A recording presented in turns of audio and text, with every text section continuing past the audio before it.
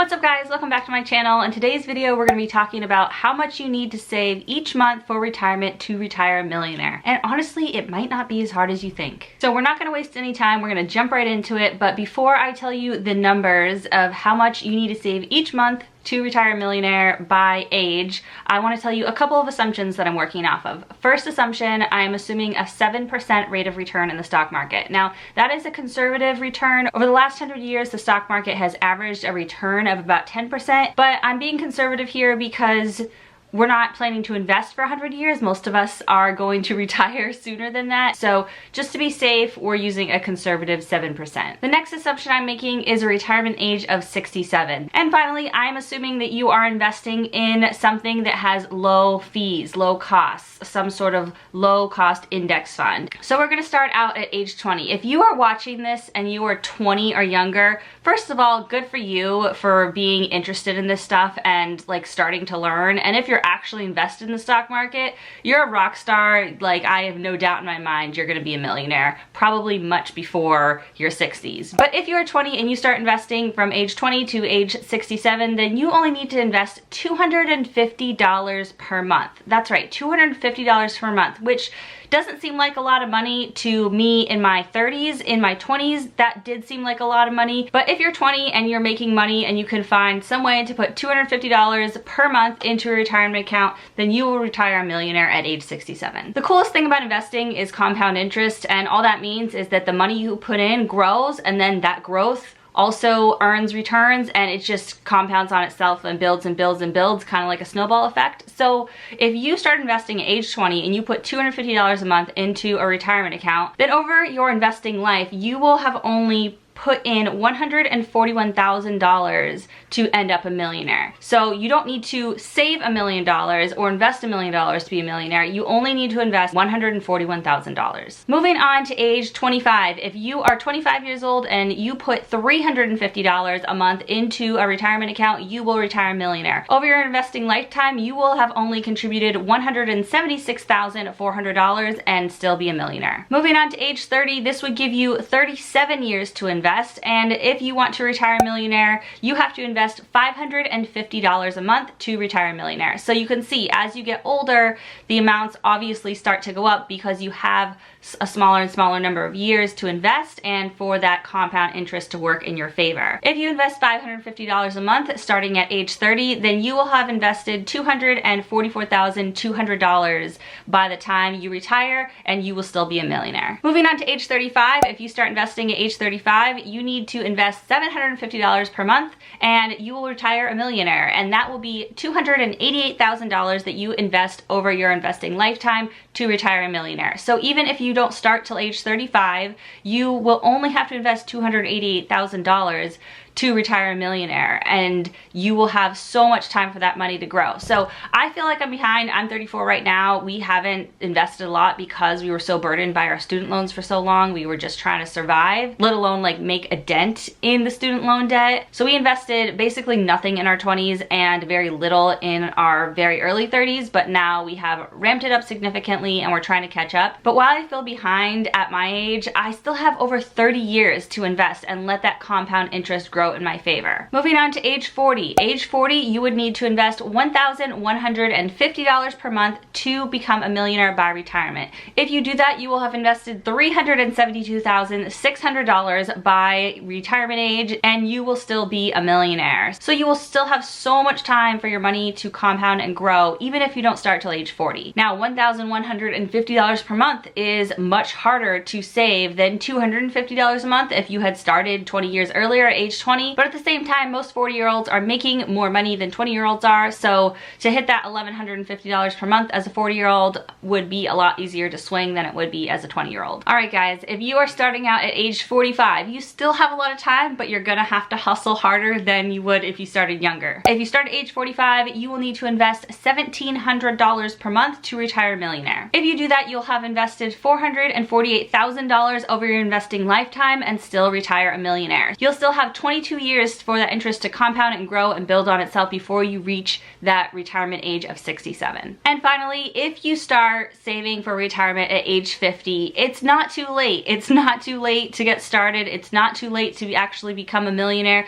You just have to hustle pretty hard. You'll need to invest $2,700 per month to retire a millionaire. If you do this, you will have invested $550,800 over your investing lifetime, and by age 67, you will be a millionaire. So your money will still almost double over that 17 years that you're investing if the stock market returns that 7% that I'm assuming. That's not a guarantee, and the longer you have to invest, the better your odds are, because there could be a bad 5 or 10 years in the stock market, and if that's the period of time where you're doing most of your investing, then it's gonna be rough for you. It may be rough. There's no way of knowing, there's no way of predicting it. So that's why the earlier you start, the better, because you have the best chance of getting that average stock market return over time, which has been 10%. But it doesn't mean it's out of the question for you, doesn't mean it's not worth starting, doesn't mean it's not worth doing it all. Anything you invest will put you in a better position than you were if you didn't invest at all. Okay, so now you know approximately how much you need to invest per month to retire a millionaire, but where do you put this money? I have 2 favorite places to put money that you're investing for retirement. The first one is an employer 401k. If your employer offers a retirement plan, it may be called a 401k if you work for like a regular company, a public company, or a privately owned business. If you work for the government or some other nonprofit organization, it might be called a 403b. But generally, if your employer offers some sort of retirement plan, that is a great place to start. I like employer retirement plans for 2 reasons. One is a lot of employers offer a match. So if your employer has some sort of matching program, it means that they will match a certain amount of money that you put in. So they say, you know, if you put in X number of dollars, we will match that dollar for dollar. So if you're looking at this, you say, well, I can't afford, you know, $550 a month, but your employer is willing to match $150 a month for every $400 you put in, then you only need to put in $400 a month to be hitting that $550 effectively. The other reason that I love employer retirement plans is because the money comes right out of your paycheck. And for me, as much as I can automate investing and have it be out of my account and out of my reach as soon as possible, the more successful I'm likely to be in hitting those investing goals. Because when the money comes out of your paycheck, it never hits your bank account. You don't have the option to spend it. And honestly, when you make those elections with your employer to withhold a certain amount from your paycheck, you kind of get used to it and you almost forget that it's happening because it's like out of sight, out of mind. Now for a 401k through your employer, a lot of employers offer a traditional 401k, and that's great. That means the money comes out of your paycheck and isn't taxed. You don't owe income tax on that money. But when you retire and you take money out of your 401k to start living off of, you do have to pay income tax at that point. So it's deferred tax, you get taxed on it later, and it just depends on whether your tax rate is higher now or is going to be higher at retirement as to which is the better deal, to pay tax now or pay tax later.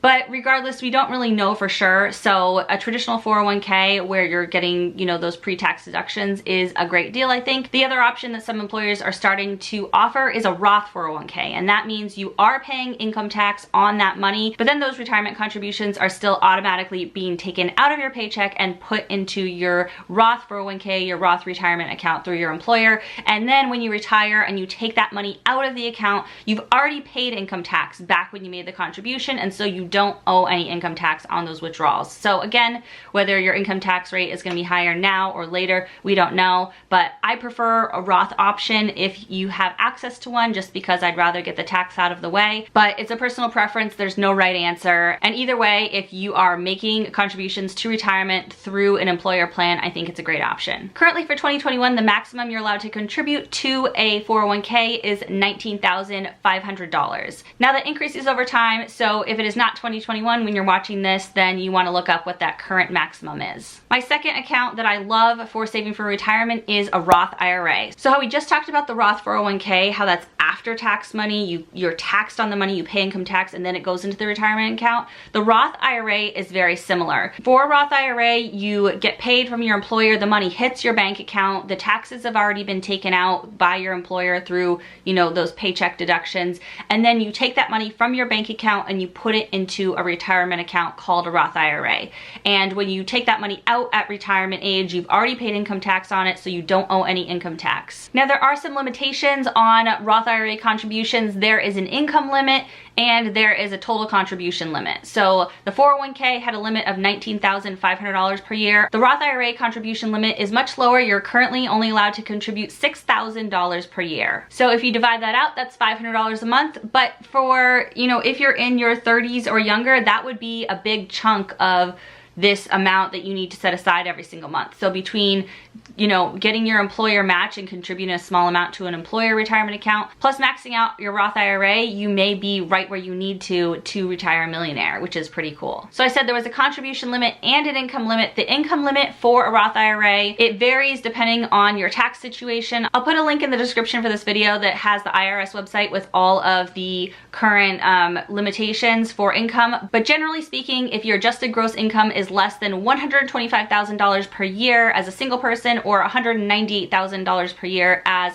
a married couple, then you are eligible to contribute to a Roth IRA. If you are over these limits, there's actually a sneaky way to still make contributions called the backdoor Roth IRA, and that's what we do because we've been at or just above the Roth IRA contribution limit for the past couple years. And all you do is you make a contribution to a traditional IRA and then you roll it over to a Roth. There are certain things to be aware of around backdoor Roth IRA contributions, and that's more than I'm going to get into in this video. I will also put a link in the description for Vanguard's website where they describe how to do a backdoor Roth IRA, but just know that if you're over these income limits, there's still ways that you're able to contribute to a Roth IRA. Now, if you're gonna open a Roth IRA, where should you open it? My favorite brokerages are Fidelity, Vanguard, and M1 Finance. I think all three of those are great. I use all three of them for different accounts. They're all reputable brokerages and none of them charge any fees for you to invest with them.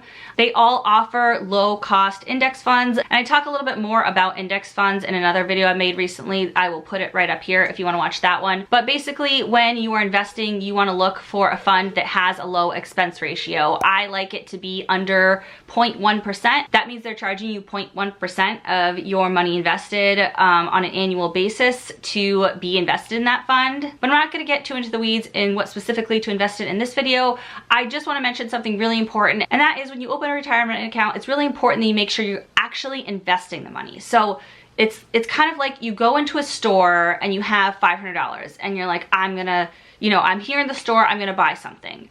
Well, you have to actually spend that money to get something for the $500 to have bought something. You can't just walk into the store with $500 and say, okay, I bought something. Like, you still need to spend that cash. And it's the same thing with investing. You need to take the money that you put into your account and you actually have to invest it by purchasing some sort of stocks or bonds or a combination of the two. So the worst thing you can do if you do everything else right and then you put your monthly contributions into your retirement account and you don't invest them, you're not gonna get that compound interest. You're gonna sit there after, however many years of investing, and you're gonna have that principal amount that I said. At 20, you're gonna have invested $141,000 all the way up to $550,000 if you start at age 50, and you're not gonna retire a millionaire because the money won't have been invested and grown and got those stock market returns. So the important takeaway is if you're opening a retirement account, make sure you're actually investing the money that you're putting into that account. So that is it for today's video. I hope you guys enjoyed this video. If you are investing for retirement, are you on track to be a millionaire? Comment below and let me know. If you like this video, make sure you give it a big thumbs up. And if you want to see more videos like this from me, then hit that red subscribe button. I'd love to have you as a subscriber, and I'll see you guys soon in my next video. Bye.